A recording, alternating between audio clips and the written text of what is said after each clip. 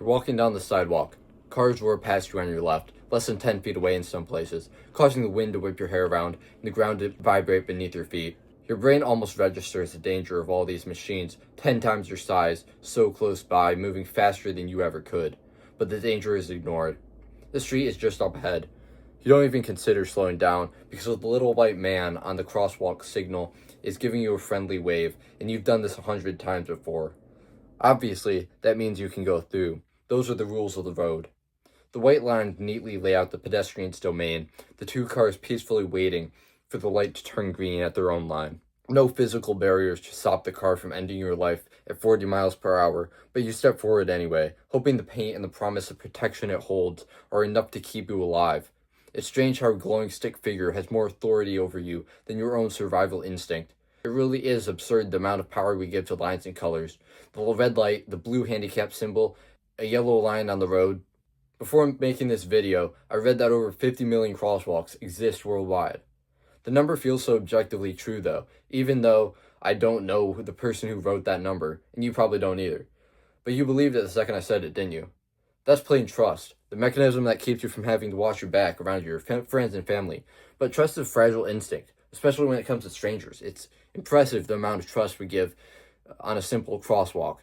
Not just the crosswalk itself, but also the generations of creators that made it possible to even cross the street. Engineers at the stoplight had to time it just right. The line painters had to make the lines bright and clear enough. All the way down to the company that keeps the power going, and the banks that allow the groups to continue working. But most importantly, the drivers of these massive machines have to see the lines and the lights and choose to stop. For drivers, it's a bit risky to ignore the signals, just a possible inconvenience. But for you, that would mean instant death if you were crossing the street at that exact moment. One driver speeding down the street, texting his boss he's going to be late, and it's over for you. Like I said, millions of crosswalks lead to billions of crossings, which create near infinite opportunities to make a mistake or the wrong choice to be made.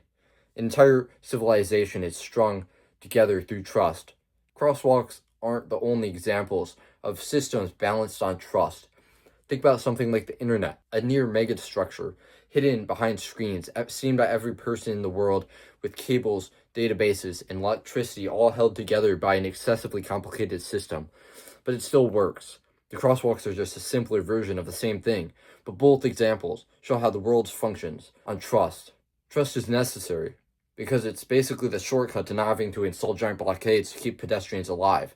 So people don't have to think as hard, and it's easier to maintain the complex systems. Trust is the only thing cheap enough to scale to billions of people. The strangest part about all this is the lack of consciousness we all have about the inner workings of the world in the second we take that step onto the road.